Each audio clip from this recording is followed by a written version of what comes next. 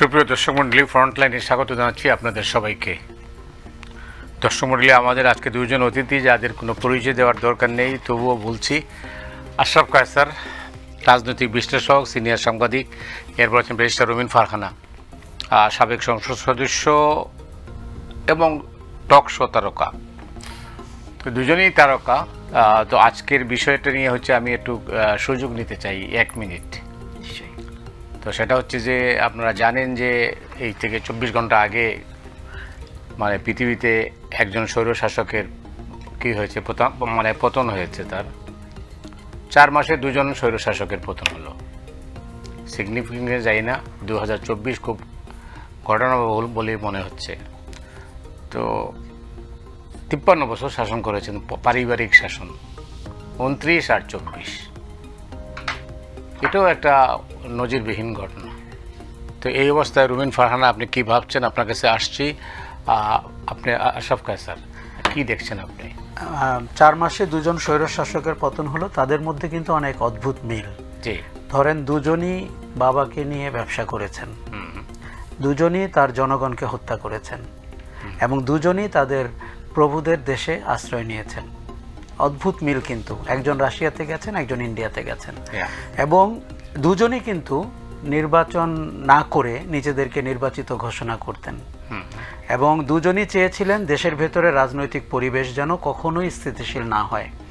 দেখুন, এর আগে শ্রীলঙ্কাতে আমরা দেখলাম যে গণবিরোধী আচরণ করলে কি করে দেশ ছেড়ে মালদ্বীপে পালাতে হয়। এখন দেখলাম কি করে রাশিয়াতে গেল। আমার মনে হয় যে শিক্ষাটা যেটি হচ্ছে সেটি হচ্ছে যে আপনি ক্ষমতা কুক্ষিগত করবেন না, আপনি গণবিরোধী চরিত্র হিসাবে আবির্ভূত হবেন না। আরও একটা মিল, যে পথে পথে ভাস্কর্য বানাতে হয় না, এবং সেগুলো যে কিভাবে পড়ে আমরা ঢাকায় 4 মাস আগে দেখেছি, দামেস্কেতে সেদিন দেখলাম, পুরো সিরিয়া জুড়েই। ওখানেও কিন্তু একই অবস্থা ছিল। আপনি দৃষ্টিসীমার ভিতরে 2-3টা করে ভাস্কর্য। এটি 2003-এ কিন্তু আমি দেখেছি ইরাকে। হ্যাঁ, দেখুন, আমাদের দেশে যখন ভাস্কর্য ভাঙা হচ্ছিল, আমার অনেক বিদেশি বন্ধুরা বা বিদেশি সংবাদ মাধ্যমের বন্ধুরা বলছিলেন যে এরা শিল্পের বিরুদ্ধে যারা ভাঙছে।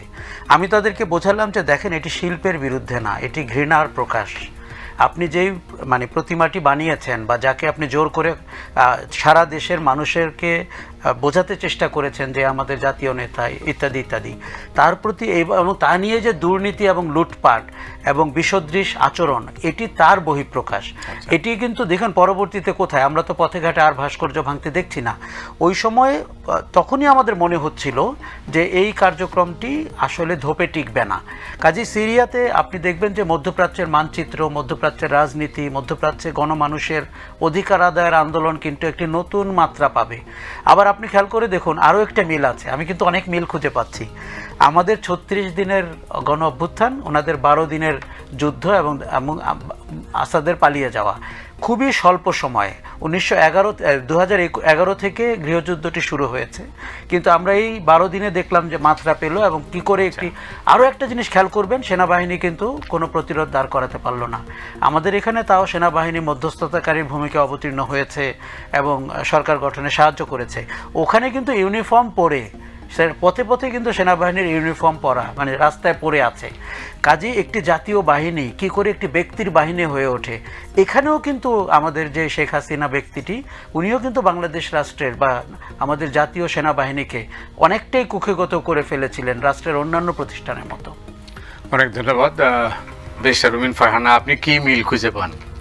অনেকগুলো মিল। আশরাফ ভাই তো অনেকগুলো মিলের কথা বলেন। ওনাদের দুজনেরই পারিবারিক যাত্রা শুরু হয়েছিল নিজ নিজ দেশে 1971 সাল থেকে এবং চলেছে 24 পর্যন্ত। সুতরাং আপনি যদি শেখ মুজিবের থেকে শুরু করে শেখ হাসিনার পতন পর্যন্ত হিসাব করেন, আপনি দেখবেন ঠিক 54 বছর। আবার তাদের বাবা পুত্রের যেই যাত্রা, সেটাও কিন্তু 71 থেকে 24।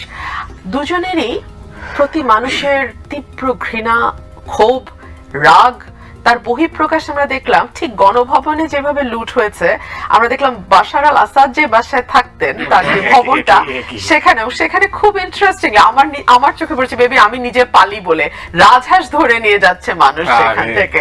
এবং গণভবনেও একই কাণ্ড হয়েছে, মানুষ রাজহাঁস, ছাগল, মুরগি, ভেড়া যে যা পেয়েছে সেটাই তুলে নিয়ে গেছে। এগুলো আসলে কিন্তু নেওয়া মানে যে লোভ থেকে বা জিনিসটাকে ইউজ করবে সেই জন্য তা নয়, তার উপরে যে রাগ, তাকে না পেয়ে সেটার বহিঃপ্রকাশ হচ্ছে তার ব্যবহৃত জিনিসপত্র ভাঙচুর করা, তার ব্যবহৃত আসবাবপত্রকে টেনাটানি করা, নিয়ে যাওয়া।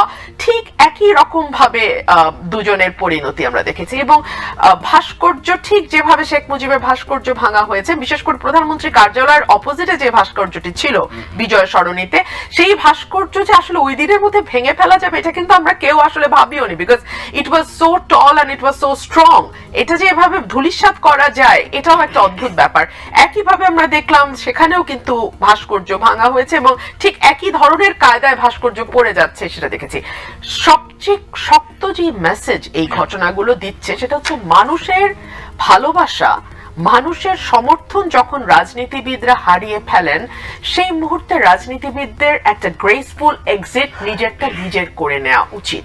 যদি তারা গ্রেসফুল এক্সিটের দিকে না যান তখন পুরো বিষয়টাই না খুবই ডিসগ্রেসফুল হয়ে যায় তাদের জন্য এবং তাদের পুরো দলের এবং পুরো লেগেসির জন্য সেটা ডিসগ্রেসফুল। এবং মানুষ যেই মুহূর্তে আপনি বুঝবেন যে মানুষের সমর্থন আপনার সঙ্গে নেই, মানুষের ভালোবাসা আপনার সঙ্গে নেই, সেই মুহূর্তেই একটা নির্বাচন হতে পারে সবচেয়ে গ্রেসফুল এক্সিট। আপনি চিন্তা করেন ইভেন 2008 থেকে শুরু করে 2024 তিনটা মেয়াদ কম কিন্তু না। শেখ হাসিনার বয়স 77, তিনিও কিন্তু জীবনের বেশিরভাগ অংশই কাটিয়ে ফেলেছেন। উনি যদি 24-এর নির্বাচনটা ঠিকঠাক দিতেন কি হতো, ওনার একটা ভূমিধস পরাজয় হতো, এই তো হতো, আর হয়তো অন্য কোনো দলের ভূমিধস বিজয় হতো। তো ওনার পরাজয়ের পরে উনি কিন্তু দেশে থাকতে পারতেন, ওনার দল নিয়ে উনি রাজনীতি করতে পারতেন। আজকে আপনি একটা হারিকেন দিয়েও আওয়ামী লীগের একজন সমর্থকও খুঁজে পাবেন না। আপনি যে টক শোতে এনে আদার সাইডে একজনকে বসাবেন যিনি আওয়ামী লীগের পক্ষে দুটো কথা বলবে, এটা আপনি মতি ভাই এখন হারিকেন দিয়েও পাবেন না। কিন্তু আজকে যদি 24-এ শেখ হাসিনা একটা সুষ্ঠু নির্বাচন দিতেন, আপনি অনেক মানুষকে পেতেন যারা কিন্তু শেখ হাসিনার পক্ষে, আওয়ামী লীগের পক্ষে দাঁড়িয়ে কথা বলতো। একটা কথা আওয়ামী লীগের তরফে প্রায় আমরা শুনি, স্বদেশ প্রত্যাবর্তন দিবস, কারণ তারা দেশের ক্রান্তিকাল আসলেই পলায়ন করেন, এটা তাদের পারিবারিক ঐতিহ্য। পারিবারিক ভাবেই 1971 সালে যখন পাক হানাদার বাহিনী আক্রমণ করলো তার আগেই কিন্তু সুটকেস নিয়ে, সেই ঐতিহাসিক সুটকেস নিয়ে পালিয়ে গেলেন তার পিতা, মানে মতান্তরে তিনি ধরা দিলেন, ইচ্ছাকৃতভাবে স্বেচ্ছায় ধরা দিলেন এবং পাকিস্তানের আতিথেয়তা তিনি নিলেন। একইভাবে আমরা দেখলাম শেখ হাসিনাও প্রত্যাবর্তন। আজ থেকে 40 বছর পরে যদি আওয়ামী লীগ কোনোদিন ফিরে আসে বাংলাদেশে, তারা হয়তো আবার এটাকে আরেকটা স্বদেশ প্রত্যাবর্তন দিবস তারা আবিষ্কার করবে। এবং আওয়ামী লীগ এমন একটা অবস্থায় প্রতিবার দেশকে নিয়ে যায় যে পয়েন্ট অফ নো রিটার্নে যায় তারা। আপনি দেখেন যখন বাকশাল কায়েম হলো তখন তাজউদ্দিন আহমেদ বলেছিলেন যে মুজিব ভাই আপনি তো শান্তিপূর্ণভাবে ক্ষমতা হস্তান্তরের কিংবা আপনার একটা স্মুথ ট্রানজিশন কিংবা আপনার এক্সিটের কোনো শান্তিপূর্ণ উপায় আর রাখলেন না।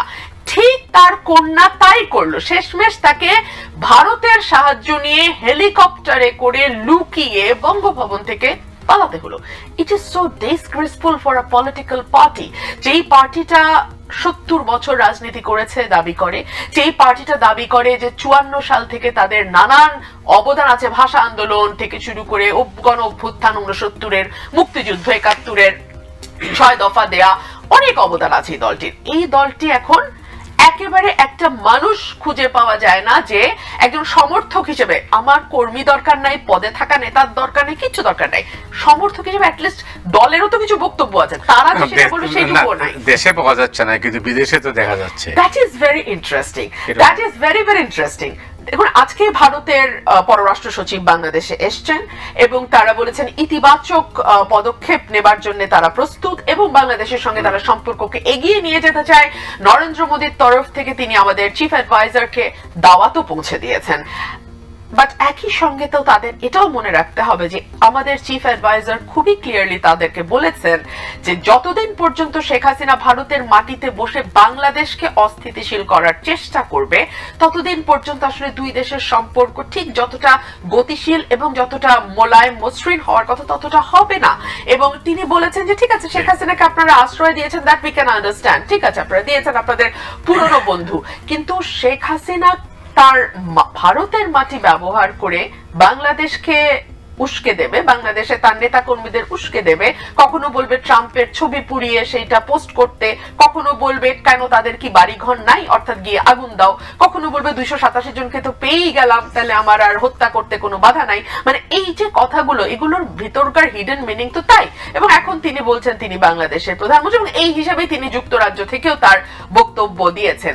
যদিও সরকারের কারণে নিষেধাজ্ঞার কারণে মিডিয়াগুলো সেই বক্তব্য প্রচার করেনি, কিন্তু এই নেটের যুগে, ইন্টারনেট এবং www এর যুগে তো আসলে কোনো কিছুই চাপা থাকে আটকানো যায় না। না। আমরা সবই শুনেছি উনি কি বলেছেন। অনেক ধন্যবাদ আপনাকে আশরাফ খান স্যার।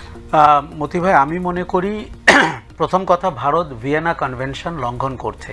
কেননা আপনি যে কনভেনশনে স্বাক্ষর করার কারণে কূটনীতিতে আপনি একে অন্য দেশের প্রতি আমরা সহমর্মিতা বলি, সমঝোতা বলি, শিষ্টাচার বলি। দেখুন, আপনি আমাদের দেশের গণহত্যাকারীকে আশ্রয় দিয়েছেন, যিনি পালিয়ে গেছেন, এবং তারপরে তাকে রাজনৈতিক কর্মকাণ্ড করতে দিচ্ছেন। আপনি একবার ভাবুন তো, সেভেন সিস্টারের দুজন বিচ্ছিন্নতাবাদীকে যদি আমরা ঢাকা থেকে তাদের প্রোপাগান্ডা করতে দেই এবং মিজোরাম কিংবা নাগাল্যান্ডে কিংবা আসামে, তাহলে ভারতের উপলব্ধি কেমন হতো? আমার কেন মনে হয় যে এরকম একটি উদাহরণ আমাদের তৈরি করা দরকার, যাতে করে ভারত উপলব্ধি করতে পারে শেখ হাসিনার ভারতে অবস্থান এবং তার রাজনৈতিক কর্মকাণ্ড আমাদেরকে কতটা ব্যথিত করছে। দেখুন, বাংলাদেশে রুমিন ফারহানা ঠিকই বলেছেন। আমি কিন্তু অনেক দিন থেকে বলছি 99% আওয়ামী লীগ সমর্থক আওয়ামী লীগের বর্তমান নেতৃত্বের বিচার চায়। এটা আমি বুঝেই বলছি, কেননা তাদের হাতে আওয়ামী লীগ ছিল না, তাদের হাতে 15 বছরের শাসন ছিল না। এটি একটি মাফিয়া লীগ ছিল এবং তারা গুটি কয় একটা ক্লাবের মতো। It was a club, it was not a party. এবং তারা ওইভাবে চুরি করেছেন, ডাকাতি করেছেন, আপনার দেশের সম্পদ বিদেশে পাচার করেছেন, মুখ চেনা কয়েকজন মানুষকে সুবিধা দিয়েছেন।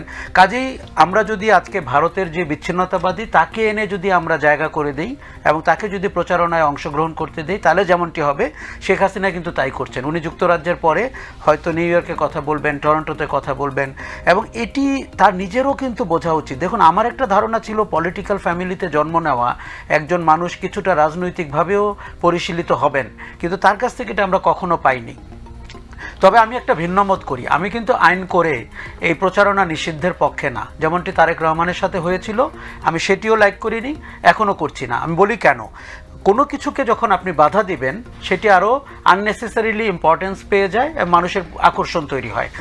উনি যত কথা বলবেন, দেখুন, আমি আজ পর্যন্ত একটা ওনার রেকর্ড শুনিনি যখন মানুষ হাসাহাসি করছে না শুনে। ওই দিন ফিনল্যান্ডেরটা আমি শুনেছি, বা ডেনমার্কের লোক তাকে বলছে আপনি গোপালগঞ্জে আসেন। ওনারা বসে আছেন ডেনমার্কে, ওনাকে বলছেন গোপালগঞ্জে আসতে। তার মানে কত যে বিচ্ছিন্ন, কত যে অদ্ভুত। মানে আপনি এই যে যেই চেহারাগুলো আপনি কালকে যুক্তরাজ্যে দেখেছেন, আপনি তাদের ফিজিক্যাল ভঙ্গিগুলো একবার দেখেন। এই লোকগুলো যখন এই কবির বিন আনোয়ার অথবা আব্দুর রহমান কি অদ্ভুত কাণ্ড করেছে ঢাকায় থাকতে, তখন তারা পালিয়ে গিয়ে মুখোশ পরে, শীতের কারণে কিংবা লজ্জার কারণে আমি জানি না, ওগুলো পরে বসে আছেন। ভারতের সাথে আমাদের পরিষ্কার বলতে হবে যে দেখুন, ভারতের বাংলাদেশে হাই কমিশনার বারবার বলছেন যে আমরা একটা বিষয়ে ধরে রাখলে হবে না, কিন্তু তাদের বুঝতে হবে আমাদের মূল অবজেকশন কিন্তু এই একটা বিষয়ে। ভারতের সাথে কিন্তু আমাদের আরও বিষয় আছে, কারণ শেখ হাসিনা মানে উনি একটা অ্যাডেড বিষয়। আমাদের আরও যত বিষয় আছে, ধরেন 54টি নদী, সীমান্তে ফেলানিদেরকে হত্যা করা, অথবা ট্রানজিট দিয়ে পয়সা না দেওয়া, অথবা আমাদের মানে একটি রাজনৈতিক দলকে সমর্থন করা, জনগণের সাথে সম্পর্ক না করা। না, ট্রানজিট দিয়ে পয়সা না দেওয়ার জন্য আপনি কাকে দায়ী করবেন? না, এটি আমরা দেখুন, আমি ওয়ার্ল্ড ব্যাংকের সেই সমীক্ষাটি পড়েছিলাম, যেই সমীক্ষা মতে বলেছিল যে তার থেকে 10 গুণের মতো আপনি ট্রানজিটের মাসুল আদায় করতে পারেন। তো দুজন উপদেষ্টা, যারা আমার ধারণা ভারত দ্বারা নিয়োগকৃত ছিল, তারা বলেছে ভারতের সাথে শুল্ক মাসুল চাইতে তাদের নাকি লজ্জা লাগছে। তো যে লজ্জা পায় তাকে আপনি ক্যাবিনেটে কেন রেখেছেন বা উপদেষ্টা কেন করেছেন? কাজেই দায়টি কিন্তু আমাদের সরকারের। কিন্তু দেখুন, আওয়ামী লীগ সরকার আপনাকে মুখস্থ করিয়েছিল পদ্মা সেতুর কয়টি পিলার, কয়টি স্প্যান। আমি 12 বছর চেষ্টা করেছি, কত ডলার আয় করলাম ভারতকে ট্রানজিট দিয়ে, কোথাও থেকে আমি ওটা খুঁজে পাইনি, কারণ ওটি তাদের জন্য সুবিধাজনক ছিল না। আমি তো ভারতকে আমি বলেছি যে আমার মুরগির খোয়ারটাও ভাড়া দিতে চাই, কিংবা কবুতরের খোয়ার, যদি আমি পয়সা পাই। আমার কিন্তু ভারতকে বাংলাদেশের ভূমি ব্যবহার করতে দিতে কোনো আপত্তি নাই, আমরাও তার ভূমি ব্যবহার করতে চাই, আমরাও নেপালে যেতে চাই, ভুটানে যেতে চাই, কিন্তু সেটি হতে হবে সমতার ভিত্তিতে, ন্যায্য যৌক্তিক সমতা। রুমিন কিন্তু 2024 নির্বাচনের কথা বলছিল, আমি আপনাকে বলি 14 সালের নির্বাচনের কথা। আমার মনে আছে মানব জমিন একটা ঈদ সংখ্যার কভার স্টোরি করেছিল 5 জন নির্বাচিত মেয়রকে দিয়ে ওই নির্বাচনের আগে, এবং আমার ওই কভার স্টোরিটা মনে আছে। দেখুন 14 সালে উনি হারতেন, তাতে কি অসুবিধা হতো? উনি তো 5 বছর শাসন করেছেন। 14 সালে যদি বিএনপি পাওয়ারে আসে, উনি আবার 18 সালে আসতেন, আবার উনি 24 সালে হারতেন, আবার বিএনপি পাওয়ারে আসতো। কিন্তু এই যে পয়েন্ট অফ নো রিটার্নে একটা রাজনীতিকে নিয়ে যাওয়া, 76 বছর বয়সী একটা দলকে নিয়ে যাওয়া, এটি কিন্তু পাপ। আপনি ওই দলটির কথা একবার ভাবেন। ধরেন প্রথমত দলটি এই পরিবার দ্বারা নির্যাতিত, এই পরিবারের মূল ব্যক্তি যিনি শেখ মুজিব, তিনি ওই দলের উপরে অন্যায় করেছেন, আগের কোনো নেতৃত্বকে উনি মাস্তানি করে ঠিকমতো থাকতে দেননি। এবং তারপরে এই মহিলা 81 সালে এসে, আপনি জোহরা তাজউদ্দিনের কথা ভাবেন, যিনি প্রদীপ জ্বালাতো আওয়ামী লীগ অফিসে, তাকে কিভাবে হেনস্থা করা হয়েছে, তাজউদ্দিন পরিবারকে কিভাবে আপনার অপমান করা হয়েছে। আমি তো খুব অবাক হয়েছি যখন রিমি এই সরকারে গেল অথবা এমপি হলো। কাজেই আমি মনে করি যে আপনার 14 সালের কাভারটা আমার এখনও মনে আছে। দেখুন আওয়ামী লীগ শাসন আমলে 5টা সিটি কর্পোরেশনে বিএনপির লোকরা নির্বাচিত হয়েছে। এটি আমাদেরকে তখন পরিষ্কার বলে দিয়েছিল জাতীয় নির্বাচনের ফলাফল কি হবে। শোনেন, কখনো কখনো আপনাকে দেয়াল লিখন পড়তে হয়। ভালো রাজনীতিবিদরা কিন্তু গায়ের জোরে চলে না, কিংবা মাফিয়া স্টাইলে চলে না। ভালো রাজনীতিবিদরা দেয়ালের লিখন পড়েন এবং সেটি পড়ে তারা সিদ্ধান্ত নেন। আমি একজন সিনিয়র নেতাকে এই 5ই আগস্টের পরে আমাকে ব্যক্তিগতভাবে বলতে শুনেছিলাম যে আমাদের কোনো এক্সিট কিন্তু আর খোলা রইল না, আমাদের 2টি এক্সিট, একটি হচ্ছে একটি নৃশংস হত্যাকাণ্ড হয়তো, অথবা গণ অভ্যুত্থানে আমাদের দেশ ছেড়ে পালিয়ে যাওয়া। আমার ভাবতে ভালো লাগছে কিংবা দেখতে ভালো লেগেছে তারা দ্বিতীয়টি তাদের জীবনে ঘটেছে, প্রথমটি অন্তত ঘটেনি। অনেক ধন্যবাদ। রুমিন ফারহানা, শেখ হাসিনার রাজনৈতিক ভবিষ্যৎ কি? আমি মনে করি না ওনার সত্যি আর কোনো রাজনৈতিক ভবিষ্যৎ আছে। কেন মনে হয় না? আমার মনে হয় না এ কারণেই যে উনি বাংলাদেশকে যে জায়গায় নিয়ে গেছেন, উনি ওনার রাজনৈতিক দলকে যে জায়গায় নিয়ে গেছেন, এবং সর্বোপরি উনি রাজনীতিকে যেভাবে হত্যা করেছেন, তারপরে আসলে তার হাতে হত্যা হওয়া রাজনীতিতে তার আর ফিরবার কোনো প্রশ্ন নাই। আওয়ামী লীগের নামে আর কখনো রাজনীতি করতে পারবে কিনা সেটাও একটা বড় প্রশ্ন। আমি কিন্তু কাগজে কলমে নিষিদ্ধের কথা বলছি না মতি ভাই। কাগজে কলমে নিষিদ্ধ করে আজ পর্যন্ত কোনো মতাদর্শ, কোনো রাজনীতি, কোনো গোষ্ঠীকে কিন্তু আপনি শেষ করতে পারবেন না, পারেন নাই। হিজবুত তাহরিরকে নিষিদ্ধ করা হয়েছে, হিজবুত তাহরির কিন্তু তাদের কার্যক্রম চালিয়ে যাচ্ছে। জামায়াতে ইসলামকে নিষিদ্ধ করা হয়েছিল, জামায়াতে ইসলাম এখন ফুল সুইং এ মাঠে আছে। সুতরাং কাগজে কলমে আপনি যত নিষিদ্ধ করবেন ততই দলটির ভেতরে ভেতরে গোপনে গোপনে তৎপরতা চলতেই থাকবে, এবং দলটি কিন্তু তার মতন করে তার একটা ওয়ে আউট সে বের করে নেবে। কিন্তু আমি মনে করি মানুষের সমর্থন যখন উঠে যায়, মানুষ যখন কোনো রাজনৈতিক দল বা মতাদর্শ থেকে মুখ ফিরিয়ে নেয়, যেমন মুসলিম লীগ থেকে ফিরিয়ে নিয়েছিল, তখন কিন্তু আর সেই রাজনৈতিক দলটি টিকে থাকে না। শেখ হাসিনা কি সত্যি চেয়েছিলেন তার যে রাজনৈতিক দলের তিনি সভানেত্রী, সেই দলটি দল হিসেবে থাকুক? চাননি। তিনি চেয়েছেন ক্ষমতায় থাকতে যে কোনো কিছুর বিনিময়, এবং সেই যে কোনো কিছুর বিনিময়টা কিন্তু নিজের দলকে হত্যা করে নিজের দল থেকে রাজনীতিকে সরিয়ে দিয়ে থাকাও যদি হয় সেটাকেই তিনি বেছে নিয়েছেন। না হলে আপনি আমাকে বলেন, দলে তো 76 বছরের ইতিহাস, পোড় খাওয়া নেতা কি কেউ ছিল না? যে সালমান এফ রহমান কিংবা এস আলম কিংবা এই ধরনের ব্যক্তিদেরকে দিয়ে তাকে পরিবেষ্টিত থাকতে হবে। অরাজনৈতিক ব্যক্তিত্ব যারা হয়তো নানান ভাবে তাকে সুবিধা দিয়েছে, কেউ অর্থনৈতিক ভাবে সুবিধা দিয়েছে, কেউ বিদেশে লবিং এর সুবিধা দিয়েছে, নানান ভাবে তাকে সুবিধা দিয়েছে। এগুলো করে তার কাছে আসলে একটাই লক্ষ্য ছিল, সেটা রাজনীতি করা না, সেটা হচ্ছে ক্ষমতায় থাকা। এবং ক্ষমতায় থাকতে গিয়ে তিনি একটি চোরতন্ত্র, কারো মতে মাফিয়া তন্ত্র তিনি কায়েম করেছেন। এবং এই মাফিয়াতন্ত্র থেকে যতটুকু এক্সট্রাক্ট তিনি নিতে পারেন, নির্যাস যতটুকু নেওয়া সম্ভব তিনি 15 বছরে নিয়েছেন। এবং কি অকল্পনীয় পরিমাণ টাকা তারা বিদেশে পাচার করেছে। দেখুন, এতদিন পর্যন্ত তো একটা সেন্সরশিপ ছিল, আমরা ভাসুরের নাম কেউ মুখে নেয় নাই, সকলেই কিন্তু এস আলম আর ওই সালমান পর্যন্ত গিয়ে চুপ হয়ে যেত। সেই টাকার ভাগ যে বড় আপা, ছোট আপা, মেজো আপা, সব আপার কাছে যেত, এই কথাটা তো আসলে কোনোদিন কোনো মিডিয়া বলবার স্পর্ধা রাখে না। কিন্তু এই যে বছরে $16 বিলিয়ন চলে যায়, এই $16 বিলিয়ন কি কেবলই ভূমিমন্ত্রী ভদ্রলোকের নাম ভুলি, সাইফুজ্জামান, হ্যাঁ সাইফুজ্জামান কিংবা এস আলমের টাকা, তাদের নিজস্ব ভোগের টাকা? এই টাকা তো শেখ পরিবারের কাছে ভাগ বাটোয়ারা হয়েছে। শেখ হাসিনার ছোট বোন শেখ রেহানা তো ভাড়াহীন ভাবে থাকেন শায়ান রহমানের বাসায়, সালমান রহমানের পুত্রের বাসায়। So it's a Nexus, it's an unholy Nexus, একটা দুষ্ট চক্র, যে দুষ্ট চক্রটা এই দেশটাকে একটা পিস অফ কেকের মতন মনে করেছে, যে কেকটা যতদূর সম্ভব খাবলে খেতে হবে। এই কথাটা কিন্তু আমি তারা ক্ষমতায় থাকতেও বারবার বলেছি, যে একটা কেকের ভিডিও খুব ভাইরাল হয়ে গিয়েছিল, যে তারা খুবলে খাচ্ছে, বাংলাদেশটা তারা সেভাবে নিয়েছে। কোন রাজনৈতিক ভাষ্যকার এটা বলে থাকেন যে পাকিস্তান এনেছিল মুসলিম লীগ, মুসলিম লীগের হাতেই পাকিস্তানের দাফন হয়েছে, আর বাংলাদেশ এনেছে আওয়ামী লীগ। আওয়ামী লীগের ভবিষ্যৎ কি? আওয়ামী লীগ কি ওই বাংলাদেশ থেকে বিদায় নেবে? আপনি যেটা বলছেন যে আর আওয়ামী লীগের সম্ভাবনা নেই, আমি আওয়ামী লীগের সম্ভাবনা দেখি না, কারণ আওয়ামী লীগকে হত্যা করেছে শেখ হাসিনা।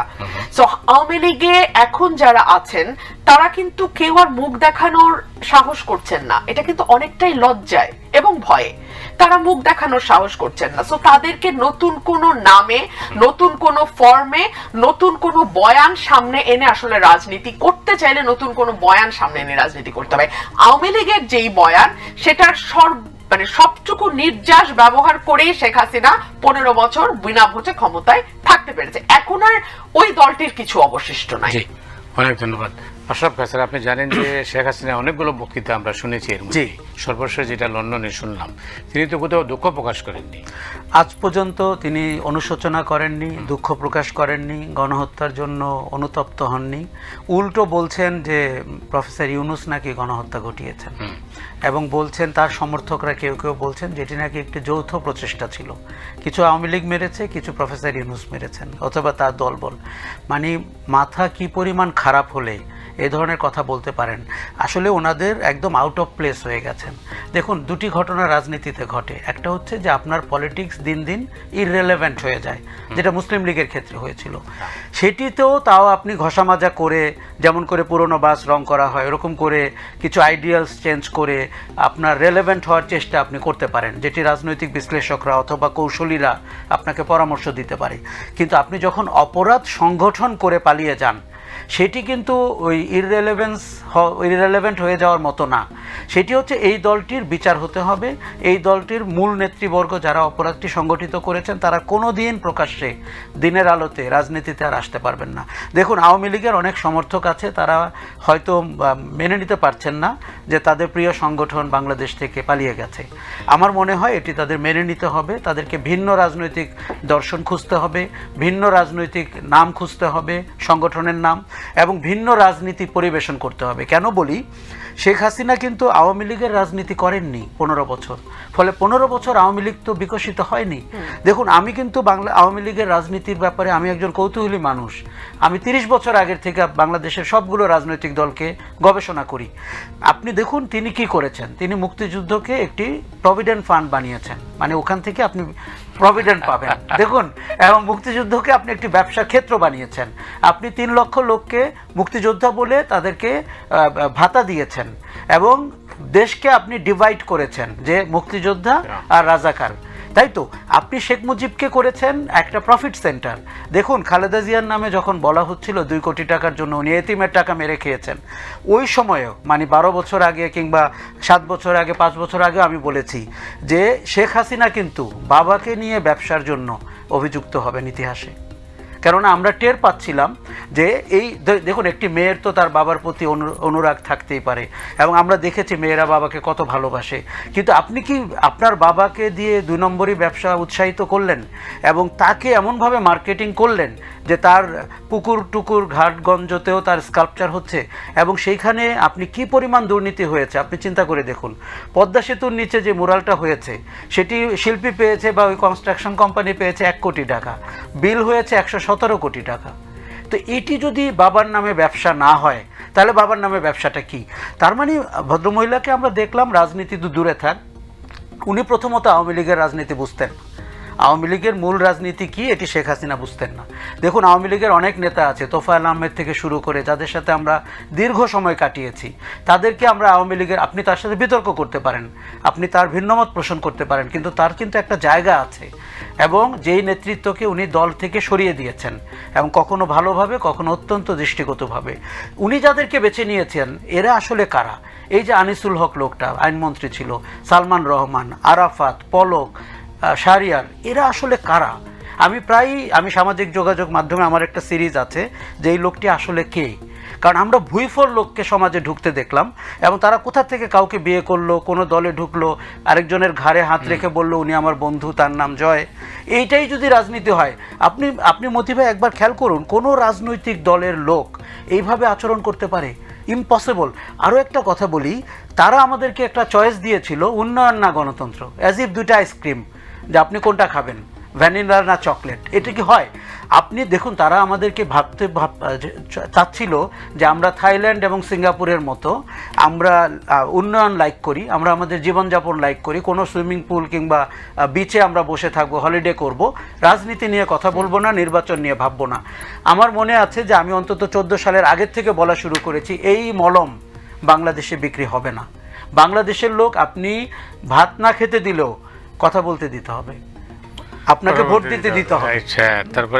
তারপরে সেই জায়গাটিতে তো এই দলটি ধরা পড়লো। দেখেন, আপনি গণ অভ্যুত্থানের দিন আমি বঙ্গভবনে ছিলাম, আমি আবারও আপনাকে রিপিট করি, এটি কিন্তু লুটিং না, দামেস্কে তো তাই হয়নি, লুটিং না। আমি বঙ্গভবন থেকে অনেক জিনিস বের করে আমাদের গণভবন থেকে রাস্তায় ফেলে দিতে দেখেছি, সে নিয়েও যায়নি। তার মানে তার যে ঘৃণার প্রকাশ সেটি দৃশ্যমানভাবে উনি করেছেন। কালকে দামেস্কেও তাই ঘটেছে, সেটি তার বহন করে কেউ নিয়েও যায়নি, কিন্তু তার প্রতি যে ঘৃণা, তার শাসনের প্রতি যে ঘৃণা, সেটির প্রকাশ তারা ঘটিয়েছেন। কোনো রাজনৈতিক দল, দেখুন, তার তো নিজের থেকেই এক্সিট রুট বের করা উচিত ছিল, যে আমি নির্বাচনের ভেতর দিয়ে হোক, সমঝোতার ভেতর দিয়ে হোক, সব দলকে নিয়ে হোক। আপনি কিভাবে চিন্তা করেন যে বাংলাদেশের মতো একটা বহুমতের দেশকে আপনি একটা ভুল বয়ানে, মিথ্যা বয়ানে এমন করে করবেন, মানুষকে গুম করবেন, দলকে নিষিদ্ধ করবেন, কারো বক্তৃতা নিষিদ্ধ করবেন, এবং এই দেশ চুপ করে বসে থাকবে? স্টুডেন্টরা কিন্তু ভাবতেও পারেনি যে এই লক্ষ লক্ষ মানুষ কোত্থেকে নামলো, এটি তাদের ধারণাতেও ছিল না। এই লক্ষ মানুষ নেমেছে যিনি নির্যাতিত, যার আত্মীয় গুম হয়েছে, সালমান রহমানের কারণে যিনি শেয়ার মার্কেটে টাকা হারিয়েছেন, যিনি বাজারে গিয়ে টের পাচ্ছিলেন আওয়ামী লীগের লোকরা গুন্ডামি করছে, তারা শুধু একটি যাওয়ার জায়গা খুঁজছিল এবং একটি স্লোগান চাচ্ছিল যে এক দফায় হাসিনাকে বিদায় নিতে হবে। অনেক ধন্যবাদ আশরাফ খান স্যার। আর রুহিন ফারহানা, যেটা হচ্ছে যে পরিষ্কার, এখন অনেকেই বলছেন বা অনেক ধারণা যেটা হচ্ছে, যারা রাজনীতি করেন বা রাজনীতি বিশ্লেষক যারা, তারা মনে করেন যে এই পরিস্থিতি যদি, এটা নির্ভর করতেছে শেখ হাসিনা বুঝলাম নেই পর্দার আড়ালে, কিন্তু দেশ যদি ঠিক মতো না চলে তাহলে পরিস্থিতিটা কি দাঁড়াবে? সার্টেনলি দেশে একটা তীব্র অস্থিরতা আছে, এবং এই অস্থিরতা ভেতরেও যেমন আছে, অস্থিরতা বাইরে থেকে তৈরির একটা চেষ্টাও তেমন আছে। আপনি যদি হিসাব করে দেখেন মতি ভাই, 5ই অগস্ট শেখ হাসিনা পালিয়ে গেল, 8ই অগস্ট এই সরকার দায়িত্ব নিয়েছে, আজকে 9ই ডিসেম্বর, তাই না? 9ই ডিসেম্বর, তার মানে ঠিক 5 মাস, 4 মাস, ঠিক 4 মাস। এই 4 মাস 120 দিন সরকার কি 120 মুহূর্ত শান্তিতে থাকতে পেরেছে? পারে নাই। ডে 1 থেকে আমরা দেখেছি কখনো সংখ্যালঘু, কখনো ডাকাত, কখনো গার্মেন্ট শ্রমিক, কখনো অন্য কোনো ফর্মে, কখনো বাজার চলছে। প্রতি মুহূর্তেই সরকারকে অস্থিতিশীল করবার একটি চেষ্টা চলছে। সুতরাং এগুলোকে মোকাবেলা করে সত্যিকার কাজে ফোকাস করাটা সরকারের জন্য সত্যি দুঃসাধ্য। কিন্তু তারপরে দুটো ক্ষেত্রে আমি সরকারকে সত্যি ধন্যবাদ জানাতে চাই। এক হচ্ছে এই সরকারের সময় গত 15 বছরে আমরা প্রথমবারের মতন ভারতের চোখে চোখ রেখে কথা বলেছি, আত্মসম্মান বোধ নিয়ে দাঁড়িয়েছি এবং আমরা ভারতকে বুঝিয়ে দিয়েছি আমরা ছোট হতে পারি, আমরা স্বাধীন সার্বভৌম দেশ, আমরা সপ্তম সিস্টারের অষ্টম সিস্টারটি নই। এটি আমরা ভারতকে শক্ত ভাষায় বুঝিয়ে দিয়েছি। আপনি যদি ভারতের অফিসারদের বডি ল্যাঙ্গুয়েজ দেখেন, আমাদের বিগত সরকারের সময় যেই বডি ল্যাঙ্গুয়েজ তাদের ছিল, সেই ছবির সাথে আপনি এখনকার ছবি দেখেন, আপনি দেখবেন ভিন্ন, আর বডি ল্যাঙ্গুয়েজ বদলে গেছে। 2 হচ্ছে আমরা একটি শ্বেতপত্র পেয়েছি। এটা যে দুর্নীতির একেবারে ভিতরের সকল তথ্য নিয়ে এসছে তা নয়, কিন্তু এটি আমাদের যে ধারণাটা দিয়েছে, এটাকে ধারণাপত্রই বলা যায়, সেটাই চমকে ওঠার মতো, আঁতকে ওঠার মতন, এবং এটার উপর ভিত্তি করে কিন্তু কাজ অনেক দূর এগিয়ে নিতে পারবে পরবর্তীতে যারা দায়িত্বে আসবে। সুতরাং এই দুটো বড় কাজ এই সরকারের সময় হয়েছে। আমি দেখেছি আমাদের বিদ্যুৎ ও জ্বালানি উপদেষ্টা বলেছেন আগামী বছরের মধ্যে 100টি গ্যাসের কূপ খনন করবার কথা। এই কূপ খননের কথা বলতে বলতে অস্থির হয়ে গিয়েছিলাম গত সরকারের সময়, জ্বালানি খাতে মানে বিদেশ নির্ভরতা যাতে কমে আসে, তারা কান দেয়নি, বিকজ ওখানে ওই যে লুটিং জড়িত। সুতরাং এই জায়গাগুলোতে যদি সরকারকে আমরা সাধুবাদ না দেই, এটি অন্যায় করা হবে। আমরা দেখেছি এই সরকার বেশ কিছু পজিটিভ পদক্ষেপ নিয়েছে, 6টি এবং পরে 4টি, মোট 10টি কমিশন ইতিমধ্যে কাজ শুরু করে দিয়েছে এবং এই ডিসেম্বর, এই মাসের শেষেই তারা রিপোর্ট দেবে বলে আমি যতদূর জানি, বিকজ এই কমিশনগুলোতেও তো আমাদের পরিচিত অনেকেই আছেন, মতি ভাই আপনার সাথে নিশ্চয়ই কথা হয়, এবং তারা they are really working hard. So আমরা আশা করছি 31 ডিসেম্বরের মধ্যে রিপোর্ট পাবো। সো আমার মনে হয় যে সরকার যেই কাজগুলো করছে সেগুলো যে তারা ঠিক মতো ফুটিয়ে তুলতে পারছে বা জনগণের কাছে বলতে পারছে তেমনটি না। তবে একই সঙ্গে বাজারের দুরবস্থাও আমরা লক্ষ্য করছি। আশরাফ, আপনার কাছে আসছি এখন। জাতীয় ঐক্য নতুন এক প্রেক্ষাপটে বা নতুন বাস্তবতায় আপনি কি দেখছেন? না, প্রথম কথা যে এই জায়গায় আমরা ভারতের প্রতি কৃতজ্ঞ যে তাদের উস্কানির কারণে, তাদের অকূটনৈতিক আচরণের কারণে এবং তাদের মিডিয়ার যে প্রোপাগান্ডা এবং ভারতীয় সরকার যেই ভূমিকা অবতীর্ণ হয়েছে, তাতে আমাদের দেখুন, আপনি 5ই আগস্টের পরে আমরা সবাই বিচ্ছিন্ন হয়ে গেছিলাম।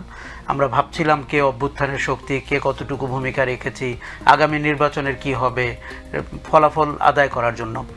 গত 2 সপ্তাহে আমরা দেখলাম ঘটনা কিন্তু ঘুরে গেছে। ঘটনা বিশেষ করে আপনি যখন সব রাজনৈতিক দলগুলোকে নিয়ে বসেন, সমস্ত ধর্মীয় দলগুলোকে নিয়ে বসেন এবং আমার মনে হয় যে ছাত্রদেরকেও নিয়ে যখন বসেন, তখন একটা জাতীয় ঐক্য আমরা দেখতে পাচ্ছি এবং সবাই বলছেন যে আমাদের রাজনীতি ঠিক আছে, নির্বাচন ঠিক আছে, কিন্তু সার্বভৌমত্ব এবং স্বাধীনতার প্রশ্নে আমরা এক। এখন এই জাতীয় ঐক্য কিন্তু আমাদেরকে একটা স্ট্রং মেসেজ দিচ্ছে।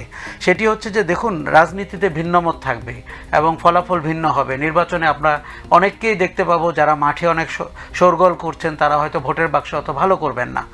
এখন কিন্তু জাতীয় ঐক্য দরকার হচ্ছে। আমরা যে স্বাধীন সার্বভৌম রাষ্ট্র এবং 5ই আগস্টে আমাদের যে ঐতিহাসিক পরিবর্তন হয়েছে, সেটি দেখুন, সাউথ এশিয়ার আর কোনো দেশের সাথে আপনার কিন্তু কোনো সমস্যা হচ্ছে না, ভারতের সাথে সমস্যা হচ্ছে। কাজেই সমস্যাটি বাংলাদেশের না, সমস্যাটি হচ্ছে ভারতের। ধরুন আপনি কাউকে বেডরুমে আসতে দিতেন, এখন আপনি বলছেন বাড়ির গেটে জিজ্ঞেস করতে যে আপনি বাসায় আছেন কিনা, এটি জেনে আসতে, যেটি শিষ্টাচার। এখন ভারত সেটি মেনে নিতে পারছে না। আমার মনে হয় আর 2-3 মাস সময় লাগবে ভারতের। আরেকটা পর্যায়ে শুধু অপেক্ষা করছি আমরা, ডোনাল্ড ট্রাম্প ওথ নেওয়ার পরে নরেন্দ্র মোদীর যে বন্ধুত্ব যিনি উনি বলছেন বা ডোনাল্ড ট্রাম্প বলছেন, সেগুলোর একটা মাত্রা আমরা দেখতে চাই। সেটি হবে চূড়ান্তভাবে বাংলাদেশ বিরোধী প্রচারণা কিংবা ইনিশিয়েটিভের একটা সার্বিক ব্যবস্থাপনা।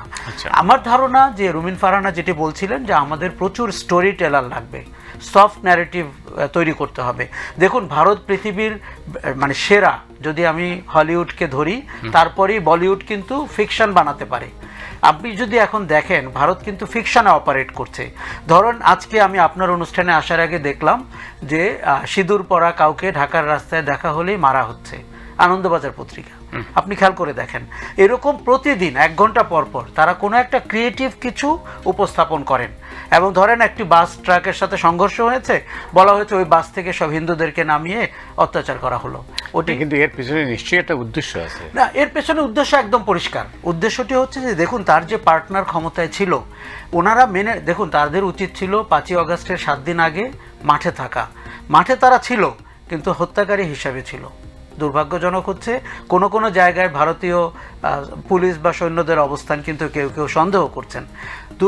মাঠে তারা ছিল, হিসাবে ছিল। যে তারা সরকারকে সহযোগিতা করছিল, বিগত সরকারকে। আপনি জানেন যে এখান থেকে উলফান নেতাকে তুলে নিয়ে গেছে ভারতের কোনো সার্বভৌম স্বাধীন দেশে এটি কি কেউ করতে পারে? আজকে যদি তাজউদ্দিনকে 71 সালে ওইখান থিয়েটার রোড থেকে কেউ তুলে নিত, বাংলাদেশের স্বাধীনতা হতো? তাইলে যে উলফান নেতাকে আপনি তুলে নিলেন, উলফার স্বাধীনতার কি হবে? এটি কিন্তু গর্হিত অপরাধ, বাংলাদেশ অ্যালাউ করেছে।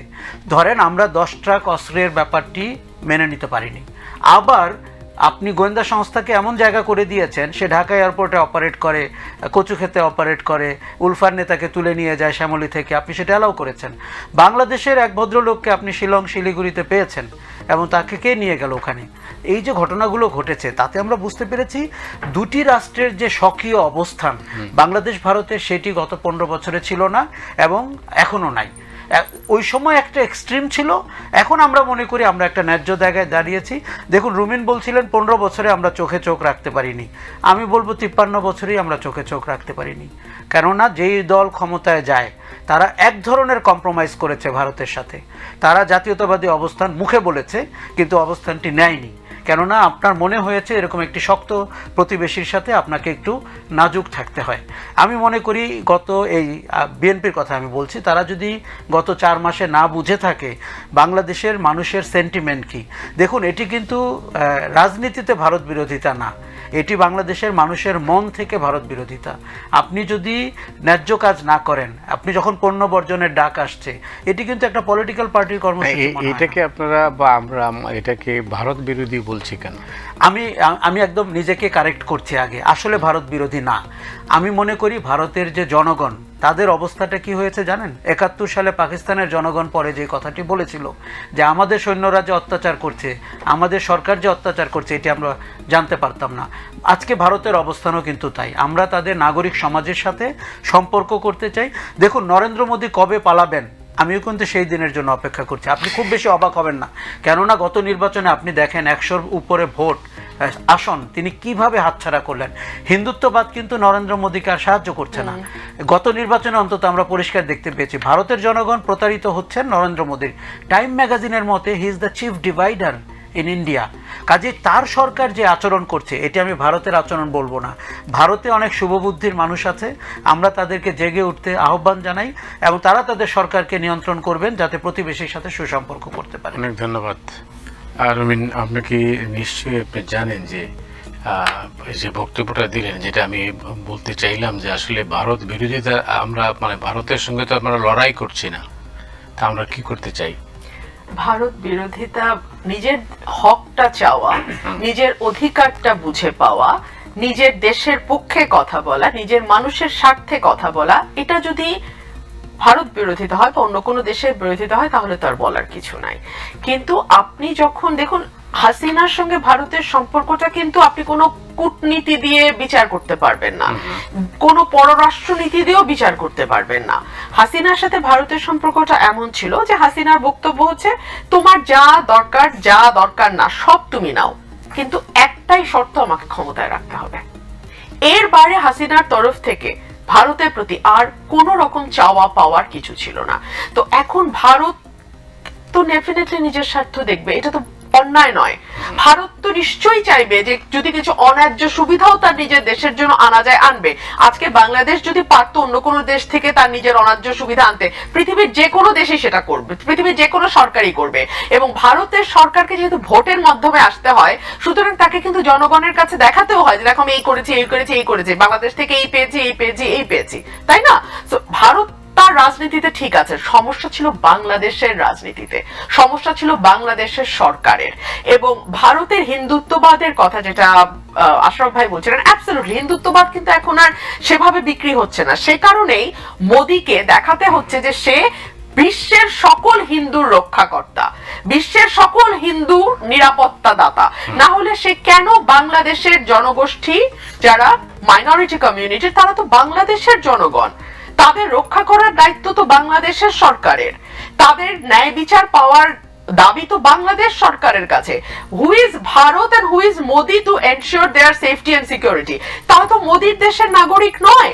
এবং আমি অনেক মানে স্টুডেন্টদেরকে বলতে শুনেছি যারা ঢাকা বিশ্ববিদ্যালয় বা জগন্নাথ বিশ্ববিদ্যালয় যারা পড়াশোনা করে, তারা বলেছে আমরা তো ভারতের নাগরিক না, আমাদেরকে নিয়ে ভারতের মাথা ব্যথা হওয়ার দরকার নেই। জগন্নাথ বিশ্ববিদ্যালয় থেকে বিরাট মিছিল বের হয়েছে।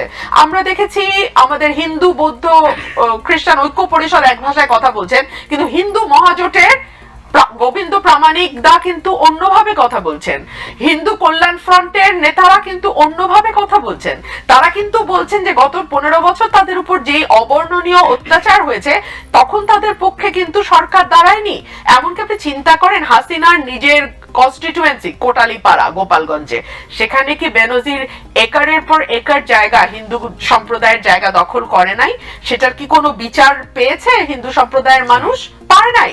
2021 সালের রিপোর্টে বলছে 27টা জেলায় পূজার সময় 27টা জেলায় হামলা হয়েছে, 570টার উপরে মন্দিরে ভাঙচুর হামলা অগ্নি সন্ত্রাস হয়েছে। তখন তো আমরা দেখিনি ভারতকে তার উদ্বেগ জানাতে। এখন কেন ভারতের মনে হচ্ছে বাংলাদেশের মাইনরিটি কমিউনিটি, ইভেন আজকেও পররাষ্ট্র সচিব এসে কিন্তু আজকেও তারা মাইনরিটি কনসার্ন নিয়ে কথা বলেছেন, এবং এটা খুবই পারপাসফুল। পারপাসটা কি? তার নিজের দেশের ভোটের রাজনীতি। এখন যদি কেউ মোদিকে জিজ্ঞেস করে যে 10 বছরে তো আপনি আছেন, দীর্ঘ সময় ক্ষমতায় আছেন, আবার আপনি এসছেন, আপনি কি দেবেন মানুষকে? সে যদি এখন বলে আমি শিক্ষার উন্নয়ন করবো, স্বাস্থ্যের উন্নয়ন, এগুলো তো আর মানুষ খাবে না, কারণ তাহলে তুমি 10 বছর কি করেছো? তাকে আরো বেশি হিন্দুত্ববাদকে বিক্রি করতে হবে। এখন নিজের টেরিটরির মধ্যে আর যতটুকু না বিক্রি করে, এখন সে বিশ্ব হিন্দু রক্ষাকর্তা হওয়ার একটি মানে নাটক সামনে নিয়ে এসছে, এবং সেটাই এখন মঞ্চায়িত হচ্ছে। যে কি দক্ষিণ এশিয়ার কোনো দেশের সঙ্গেই তো ভারতের সম্পর্ক ভালো নেই, এটার কারণ কি? কারণ তাদের দাদাগিরি, কারণ তাদের এক ধরনের মনোভাব যেটা দিয়ে তারা মনে করে সকলেই তাদের ব্যাকইয়ার্ড। যেটা কিন্তু মৈত্র ক্ষমতা আসার পরে খুব পরিষ্কার করে দিয়েছে যে আমরা তোমাদের উঠান না। আমরা দেখলাম কেপি শর্মা ওলি, তিনিও কিন্তু দায়িত্ব নেওয়ার পর প্রথম সফর চীনে করেছেন, ভারতে করেন নাই। সো মেসেজগুলো কিন্তু খুব পরিষ্কার। অন্যান্য দেশগুলো দক্ষিণ এশিয়ায় প্রত্যেকে বলে দিচ্ছে আমার সার্বভৌমত্ব এবং আমার আত্মসম্মানের উপর কোনো আঘাত যদি ভারত একটি মোটা রাষ্ট্র হিসেবে করার হকদার বলে মনে করে, ভারত ভুল করছে। এবং আমি জানি না ভারত কেন যেন ক্রমাগত একটা ডিলেমার মধ্যে আছে। অনেকটা আমাদের আলোচনায় আমরা বলি বন্ধুদের মধ্যে গ্রাম্য মোড়লের মতন আচরণ করছে ভারত, যে একগুয়ে ষাঁড়ের মতন, যে এটা আমার জায়গা, এটা আমি যেমন ইচ্ছা তেমন করবো, আমি মাতব্বরি করবো, আমি ঠিক করবো। একটা দেশের ইন্টারনাল পলিটিক্সে কত ডার্টি ভাবে ইনভলভ হয়েছে ভারত, আপনি বাংলাদেশের দিকে তাকিয়ে চিন্তা করেন। 14, 18, 24 তিনটা নির্বাচন, এবং যদি আমরা প্রণব মুখার্জির বইকে সত্য ধরি তাহলে 2008-এর নির্বাচনও তারা কিভাবে 4টা নির্বাচন বাংলাদেশে 5টা নির্বাচনে তারা নাক গলিয়েছে। মানুষকে তারা ভীষণ বৈরী করেছে। ভারতকে আমরা বারবার বলছি শেখ হাসিনা ক্ষমতায় থাকা অবস্থায় যে মানুষকে 18 কোটি মানুষকে বৈরী করে ভারত কিন্তু শান্তিতে থাকতে পারবে না। এই সামান্য বিষয় ভারত বুঝে নেয়। ধন্যবাদ আপনাকে আশরাফ কায়সার। মতি ভাই, আমি রায়ের বাজারে বড় হয়েছি। তো রায়ের বাজারে পালদের সম্পত্তি একটা ট্রাস্ট আছে, এটাকে বলে পাল ট্রাস্ট। ওই সম্পত্তির বিস্তীর্ণ এলাকা দখল করেছে আওয়ামী লীগের নেতারা।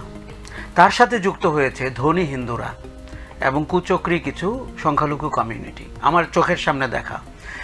আমরা মনে করি আমাদের দেশের এই হিন্দু কমিউনিটি ফাইনালি বুঝতে পেরেছে যে আওয়ামী লীগের সাথে থেকে তাদের কত ক্ষতি হয়েছে। তার জমিটি নিয়েছে কিংবা ভোটটি নিয়েছে। এখন কি করছে, তাকে আবার আপনার দেশকে অস্থিতিশীল করার জন্য বিভিন্ন ব্যানার, প্ল্যাটফর্ম, হিন্দু মহাজোটই একমাত্র যে এর ভেতরে স্ট্যান্ড আউট করেছে যে আমরা ভারত বা আওয়ামী লীগের গুটি হতে চাই না। দেখুন, একটি জনগোষ্ঠী দুই দেশকে আপনার লাভবান করতে পারে। বিজেপির ভোটের জন্য বাংলাদেশের হিন্দুরা জরুরি, আওয়ামী লীগের জন্য অপকর্মের জন্য বাংলাদেশের হিন্দুরা জরুরি। এই ধোঁয়া তুলে নরেন্দ্র মোদী কিন্তু দেখুন, রুমিন ভালোই বলছিলেন, ভারতের জাতীয় ইন্টারেস্ট ভারত দেখবে, এটি কিন্তু একটা দেশের জন্য খুবই স্বাভাবিক। আমাদের সমস্যা ছিল আমরা বাংলাদেশপন্থী হইনি। আমি প্রায়ই বলে থাকি যে আমি বাংলাদেশের দালাল, আমার দেশের জন্য ভালো এমন যে কোনো কিছুর পক্ষে আমার দাঁড়ানো উচিত। সেটি ভারত বিরোধিতা কিনা আমি জানি না। বাট বাংলাদেশের পক্ষের। দেখুন, কংগ্রেস, মমতা, বিজেপি সবাই এক হয়েছে, কেননা বয়ানটি এমন করে তৈরি করা হয়েছে যে বাংলাদেশ ক্রমাগত ডেঞ্জারাস হয়ে উঠতেছে ভারতের সার্বভৌমত্বের জন্য। এখানে নাকি ইসলামী জঙ্গিরা ক্ষমতা নিয়েছে, তালেবান স্টাইলে নাকি গভর্নমেন্ট হচ্ছে। দেখুন, এই জিনিস কিন্তু আওয়ামী লীগ স্টাবলিশ করে দিয়ে গেছে। আপনাকে এখন বলি, মোদি যেরকম হিন্দুদের রক্ষাকর্তা হয়ে ওঠার চেষ্টা করেছে বা করছে, শেখ হাসিনা কিন্তু জঙ্গিবাদ বিক্রি করে গেছেন। উনি ইউরোপিয়ানদেরকে বুঝিয়েছেন যে আমি যদি ক্ষমতায় না থাকি ইসলামিস্টরা ক্ষমতা নিয়ে নেবে বলে বেনজির হারুনদের দিয়ে কিছু জঙ্গিবাদ নাটক সাজানো হয়েছিল। আমি আপনাকে হলফ করে বলতে পারি তারা অনেকেই জঙ্গি ছিল না, তাদেরকে বানিয়ে আনা হয়েছে, তাদেরকে আয়নাঘরে ঢুকানো হয়েছে। আমি এক ভদ্রলোককে দেখা করেছি, ওনাকে ক্রমাগত জিজ্ঞেস করা হতো উনি আফগানিস্তানে কতবার গেছেন, পাকিস্তানে কতবার গেছেন, কোথায় ট্রেনিং নিয়েছেন। বেচারা গাজীপুরে সবজি বিক্রেতা, কিসের ট্রেনিং নেবেন উনি? কিন্তু আওয়ামী লীগের জন্য দরকার ছিল এরকম কেস, সেটা তারা হারুন বেনজিরদের মাধ্যমে এক্সপোর্ট করেছেন বলে বাংলাদেশে ইলেকশন দেননি, না দিয়ে বলেছেন ইলেকশন হলেই তো জঙ্গিরা ক্ষমতা নিয়ে নিবে। কাজেই আওয়ামী লীগ সরকার কিন্তু অত্যন্ত গর্হিত পাপাচারের সাথে যুক্ত ছিল। শুধু যে দৃশ্যমান নির্বাচন কেড়ে নিয়েছে তা কিন্তু না, আপনি বিদেশে বাংলাদেশের ইমেজ নষ্ট করেছে আওয়ামী লীগ। এই দেশে ইসলামিক সেন্টিমেন্টালা মানুষ 90%, তার যদি রাজনীতি করার স্পৃহা থাকে সেটি খুবই যৌক্তিক। তাকে আপনি জঙ্গি কেন বলবেন? বলে মানে আমাদের দেশকে ইমেজের দিক থেকে পেছানো হয়েছে। দেখুন, নরেন্দ্র মোদী ওই নাটকটি সাজিয়েছেন, ফলে সব দল এক হয়েছে, কিন্তু তার হিসাবটি হচ্ছে এতে বিজেপির ভোট ব্যাংক বাড়বে কিনা। আপনি বাংলাদেশের ইস্যু এখন ভারতীয় মিডিয়াতে আপনি 80% পাবেন বাংলাদেশ, এমনকি কারণ থাপারদের টক শো অথবা অর্ণবের টক শো সব বাংলাদেশ। হঠাৎ করে বাংলাদেশ ভারতের 1 নাম্বার ইস্যু হয়ে গেল কি করে? যেই দেশ তার নিজের দেশের জনগোষ্ঠীকে বলেছে 1 নাম্বার থ্রেট। মাওবাদীদেরকে মনমোহন সিং বলে গেছিল যে ভারতের রাজনীতি বা অভ্যন্তরীণ সিকিউরিটির জন্য 1 নাম্বার থ্রেট। কেন বলেছিল জানেন? ওই জায়গাটাতে আদানিরা যাবে, ওই জায়গাটাতে আম্বানিরা যাবে, ওই জায়গাটাতে তারা খনি খনন করবে। ওই জন্য নিজের আদিবাসী জনগোষ্ঠীকে তারা দিনের পর দিন হত্যা করেছে, তারা ভূমি কেড়ে নিয়েছে। ভারত কিন্তু একটা আগ্রাসী সন্ত্রাসী রাষ্ট্র, তার কোনো মানে ভারত সরকার তার কোনো জনগোষ্ঠীর কাছে। আমাদের শেখ হাসিনার আমলে এই ভারতকে আমরা চিনতে পারিনি। আপনি চিন্তা করেন, সুজাতা সিং ঢাকায় এসে এরশাদকে বলেছে যে আপনি নির্বাচনে যান 14 সালে, নাহলে কিন্তু ইসলামিস্টরা চলে আসতেছে। ভারতের এত হেডেক কেন? এখানে ইসলামিস্টরা আসলো, হিন্দুরাও আসতে পারে আমাদের ক্ষমতায় যদি আমরা চাই, মাইনরিটিরাও আসতে পারে, কিন্তু এটি তো আমাদের জনগণের ইচ্ছা। আর এটি কিন্তু আমি দেখুন অনেকবার বলছি, ভারতের একটি গণতান্ত্রিক রাষ্ট্র, তারা বলে থাকে সর্ববৃহৎ, তাইলে প্রতিবেশী দেশের গণতান্ত্রিক ব্যবস্থা আপনি নষ্ট করেছেন, তার শাস্তি কি? আপনি ইলেকশন লোপাট করেছেন। প্রণব মুখার্জি কিন্তু 2008-এর ইলেকশন, প্রণব মুখার্জি কেন, আমরা দেখেছি 2008-এর ইলেকশন কিভাবে কারচুপি করা হয়েছে, কোথাও 120% ভোট পড়েছে। হাতে সময় নেই। আমাদের মনে হয়েছে যে দেখুন, আপনি একটু আগে জিজ্ঞেস করছিলেন যে শেখ হাসিনার ভবিষ্যৎ কি। আওয়ামী লীগ দলটি গণতান্ত্রিক শিষ্টাচার মেনে রাজনীতি করার দল না, এটি আমাদের মেনে নিতে হবে। কারো কারো দুঃখ হতে পারে, কারো কারো বুকের পাঁজর ভেঙে যেতে পারে, কিন্তু মনে রাখেন সব খেলায় তো একটা নিয়ম আছে। নিয়মটি হচ্ছে যে আপনি ফলো করবেন খেলার নিয়ম। একটি রাজনীতিরও নিয়ম আছে, গণতান্ত্রিক রাজনীতির আরও সুন্দর নিয়ম আছে।